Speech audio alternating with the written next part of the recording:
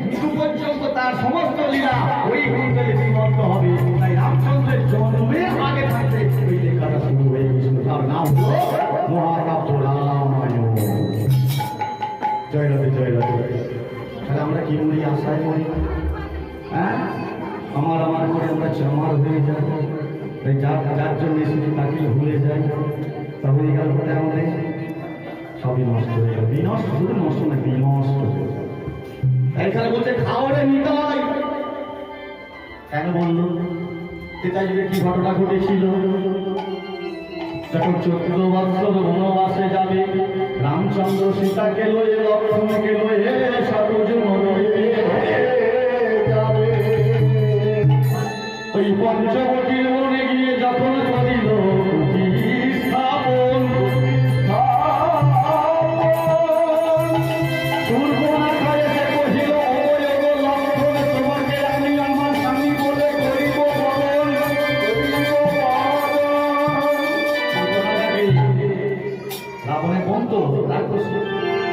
লক্ষ্মণকে দেখে পছন্দ লেগেছে, তো লক্ষ্মণ আমি তোমাকে বিবাহ করবো, কারণ তোমার দাদাকে বিবাহ করা যাবে না, তোমার দাদা তো বিয়ে হয়ে গেছে, কিন্তু সীতা আছে। হ্যাঁ তখন লক্ষ্মণ কি করেছিল না, তার ধনুর বান দিয়ে ওই সুর্পনখার নামটা কেটে দিয়েছিল। এবার সেই নামটা নিয়ে এবার চলতে যাচ্ছে রাবণের কাছে। তুমি জানো না, আমি জানি না, তুই কি হলে না আমার নাম কি কাজ করো, কে কেটেছে না আমার নামটা কেটে দিয়েছে।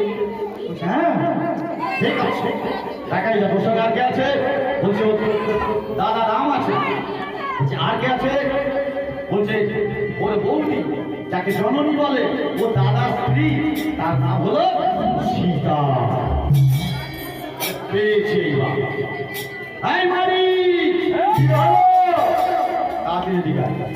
মালিশকে বলে মায়া ধরতে পারে, মায়া ধর।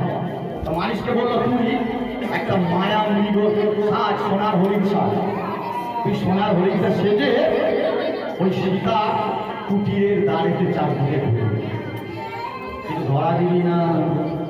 রামচন্দ্রকে ওখান থেকে সরাতে হবে, লক্ষ্মণকে সরাতে হবে, কারণ আমি করবো সীতা হরণ শিক্ষা।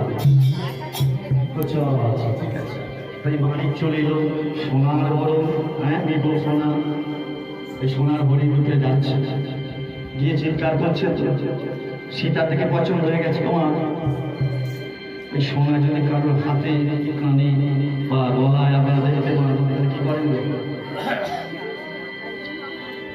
লজ্জা পাচ্ছে।